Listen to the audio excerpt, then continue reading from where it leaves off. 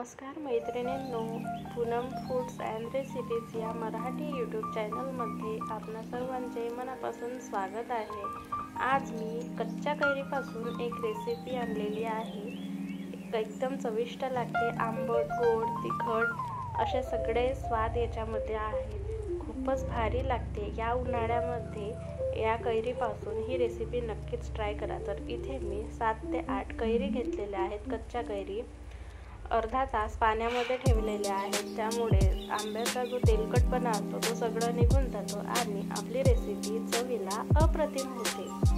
तर बघा, अशा पद्धतीने पाण्यामध्ये ठेवायचं आहे अर्धा तास।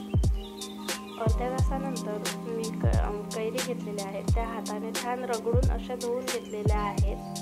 ह्या बघा, घरच्या झाडाच्या कैरी आहेत, त्यामुळे याला कुठलेही केमिकल किंवा काही नाही। एकदम ओरिजिनल आणि छान अशा कैरी आहेत। तर व्यवस्थित अशा धुवून घेतलेल्या आहेत। आता आपण याला कट करून घेऊया। तर हे बघा, अशा प्रकारे कट करून घ्यायचं आहे। तुमच्याकडे जर मोठी सुरी असेल तर याची कोय सुद्धा कापली जाते। माझी सुरी लहान आहे, त्याच्यामुळे मी अशा पद्धतीने कट केलेलं आहे। याची कोय सुद्धा वाया जाणार नाही, ते सुद्धा उपयोगात येईल आणि रेसिपी आपली अप्रतिमच होईल। तर बघा, अशा पद्धतीने कैरी कट करून घ्यायची आहे। ही रेसिपी माझी मम्मी बनवायची, मला फार आवडायची। त्यावेळेस मी जेवण नाही करायचे, पण ही रेसिपी बनवल्यानंतर दिवसभर तेच खात बसायचे। याच्यासोबत तुम्ही चपाती, पुरी सर्व करू शकता। खूपच अप्रतिम लागते आणि ही पारंपरिक रेसिपी आहे। तुमच्याकडे कशी बनवतात की नाही कमेंट्समध्ये नक्की सांगा। तत्पूर्वी चॅनलवर नवीन असाल तर लाईक करा, शेअर करा, सबस्क्राईब करा आणि आवडल्यास कमेंट करायला विसरू नका। बघा, आपली कैरी छान अशी कट करून झालेली आहे आणि पोळीसुद्धा आपण घेतलेली आहे। खूप छान लागते। कैरी अशा पद्धतीने कट करून झालेली आहे। आता आपण साहित्य बघूया।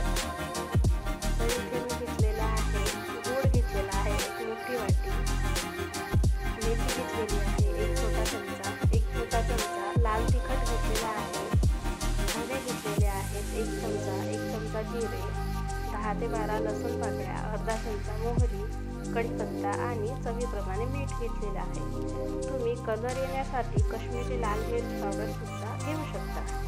आता आपण तवा गरम करायला ठेवलेला आहे, त्यामध्ये धने, जिरे आणि मेथी छान भाजून घेऊया।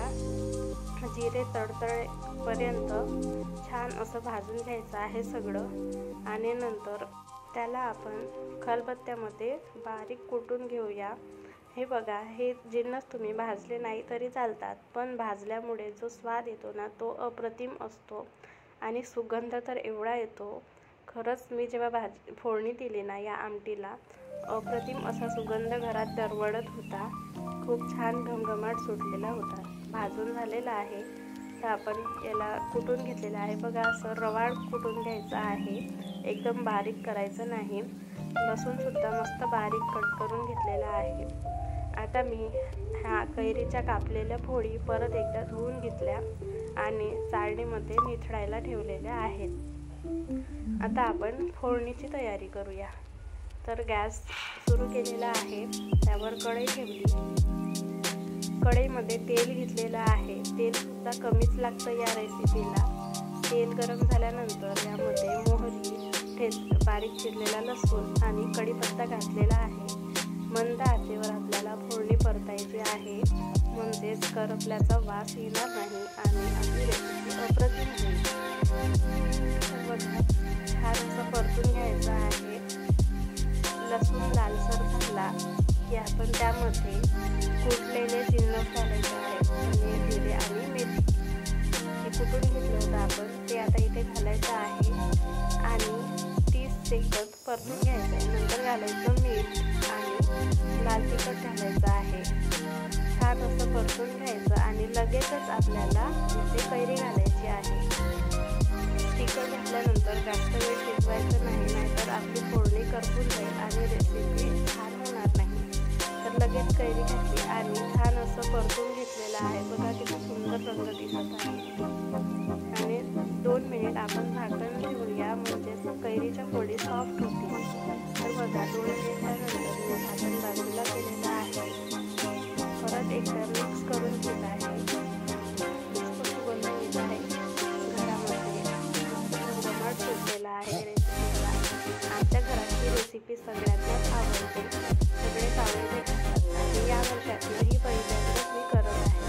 तर आता इथे गरजेनुसार पाणी घालायचं आहे. तुम्हाला जेवढा रस्सा हवा असेल तेवढं पाणी घालायचं आहे.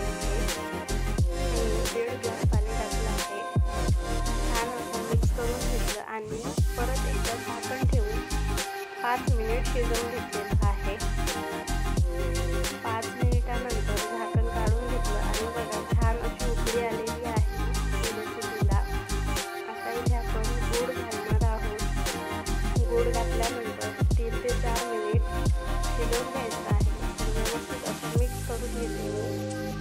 गूळ मी चिरून घेतलेला आहे. तुम्ही याऐवजी साखरसुद्धा घेऊ शकता, पण साखरेपेक्षा गुळाने चव फारच छान येते. परत एकदा झाकण ठेवलं, 3 मिनिट शिजवून घेतलं आणि बघा मस्त अशी झणझणीत, आंबट, गोड आणि तिखट अशी कैरीची आमटी तयार आहे. आमच्याकडे याला मेथी आंबा म्हणतात, काही जण गुळ आंबा म्हणतात, काही जण साखर आंबा म्हणतात, तर काही जण आमटी म्हणतात. तुमच्याकडे काय म्हणतात आणि तुमच्याकडे ही रेसिपी करतात का ते मला कमेंटमध्ये नक्कीच सांगा. आणि मी गरमागरम चपातीसोबत सर्व केलेलं आहे. बघा माझं ताट तयार आहे. भात, भाजी, वरण, चपाती आणि आमटी. तर तुम्ही इथे पुरीसुद्धा घेऊ शकता, पण पुरी खूप ऑइली असते आणि उन्हाळ्यात एकदम ऑइली खाणं चांगलं नसते, म्हणून मी चपातीच केलेली आहे. तर तुम्हाला ही रेसिपी कशी वाटली ते मला कमेंटमध्ये सांगा आणि आवडल्यास लाईक करा, शेअर करा, कमेंट करा आणि सबस्क्राईब करायला विसरू नका. संपूर्ण व्हिडिओ बघितल्याबद्दल धन्यवाद.